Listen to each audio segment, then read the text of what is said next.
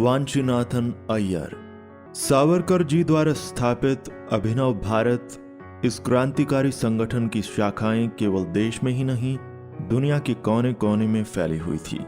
विभिन्न कारणों से एवं सावरकर जी की गिरफ्तारी के पश्चात उनका काम अन्य नए नामों से होता रहा, तो भी उनका मूल स्रोत अभिनव भारत यही था।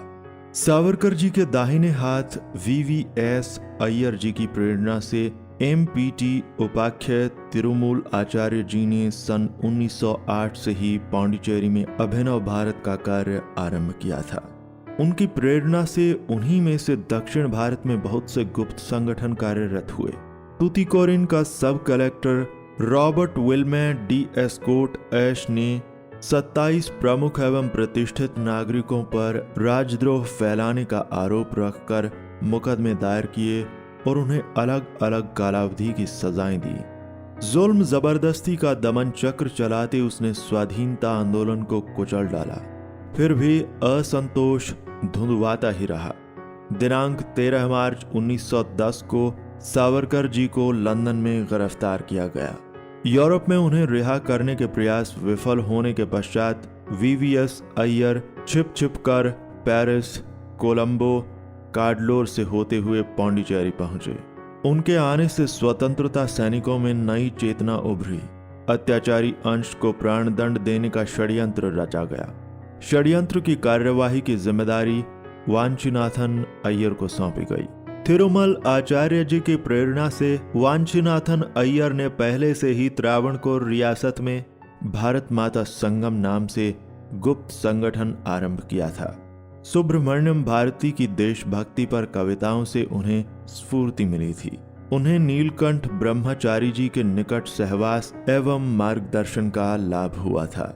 उनका मन देश प्रेम से ओतप्रोत था और वे क्रांति कार्य में सक्रिय थे। घर गृहस्थी की दुर्दशा की चिंता न करते हुए वे आत्मयज्ञ के रास्ते पर दृढ़ निश्चय से आगे बढ़े। उनके बहनोई शंकर कृष्ण अय्यर ने उन्हें साथ देना तय किया। तिरुनेलवेली में कलेक्टर के पद पर अंश का तबादला हुआ था। उसकी खोज करते दोनों दिनांक 15 जून 1911 को तिरुनेलवेली पहुंचे। अंश को कलेक्टर बंगले में ही मौत के घाट उतारने के इरादे से वांची अकेले ही निवेदन सौंपने का बहाना कर बंगले पर पहुंचे। अंश बंगले में नहीं था। उसके बच्चे कोडाई कनाल में होने से उनके साथ रहने के लिए वह अपनी पत्नी के साथ दिनांक 17 जून को रेल से वहां जाने वाला था, ऐसा वांचीनाथन को मालूम हुआ। इसी सफर में पीछा करते हुए मौका देखकर अंश को मिटा डालने का मन में निश्चय कर वांची अपने निवास पर लौट आए। दिनांक 17 जून को शनिवार था। सवेरे जल्दी उठकर वांची अय्यर और शंकर कृष्ण अय्यर ने चलने की तैयारियां की। वांची ने फॉरेस्ट गार्ड का खाकी कोट पहना। बेल्जियन कारीगिरी का छोटा परंतु परिणामकारी पिस्तौल पूरा भरकर उन्होंने कोट की जेब में रखा। पिस्तौल का क्रमांक उन्होंने पहले ही रेती से घिसकर मिटा दिया था। उनकी इस सतर्कता से बहुत लोगों का अनायास बचाव हुआ। अंश की हत्या के कारण मीमांसा करने वाला तमिल भाषा में अपने ही हाथ का लिखा निवेदन कोट की ऊपर जेब में रखा। तिरुनेलवेली स्टेशन पर आकर मन्याची जंक्शन स्टेशन के दूसरी श्रेणी के टिकट खरीदे। कोडाई कनाल जाने के लिए मन्याची जंक्शन पर गाड़ी बदलना जरूरी था। वे अंश को राह देखते स्टेशन पर ही उतरे।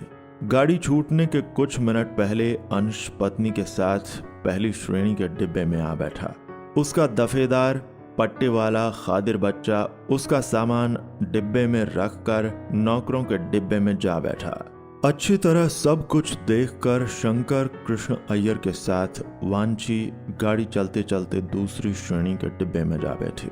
ऐसे ही घूमने का बहाना करते हुए वांची अय्यर उस डिब्बे से होकर आगे बढ़े। प्लेटफॉर्म के सिरे पर होने वाले पेशाब घर में जाकर उन्होंने पिस्तौल का सेफ्टी लॉक खोला और फिर से कोट की जेब में रखकर लौट आए। अंश बैठा था। उस डिब्बे के पास आते ही वे लपक कर डिब्बे की सीढ़ी पर चढ़े। उनकी आहट पाते ही हाथ का पेपर फेंक कर अंश तड़ाक से उठा और उन्हें भगाने के लिए चिल्लाने लगा। क्षणार्ध में वांची की जेब में से पिस्तौल उनके हाथ में आई थी।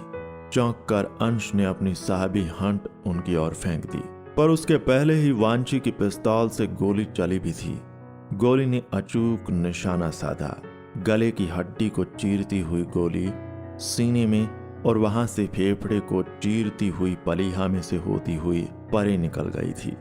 अंश खून में लथपथ वहीं गिर पड़ा। वांची प्लेटफॉर्म पर से भागने लगे।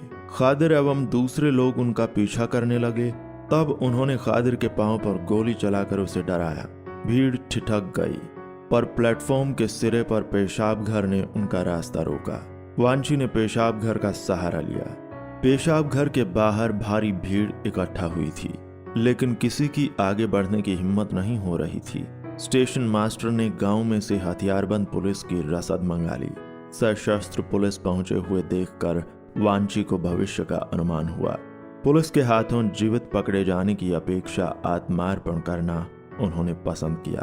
अपने ही पिस्तौल से मुंह में गोली चलाकर उन्होंने जीवन को विराम दिया।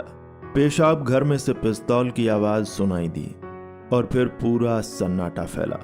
फिर भी किसी की आगे बढ़ने की हिम्मत नहीं हो रही थी। आखिर एक राइफलधारी सिपाही बड़ी ही खबरदारी से पेशाब घर में घुसा। खून में लथपथ फैला हुआ वांची का क्लेवर उसे दिखाई दिया।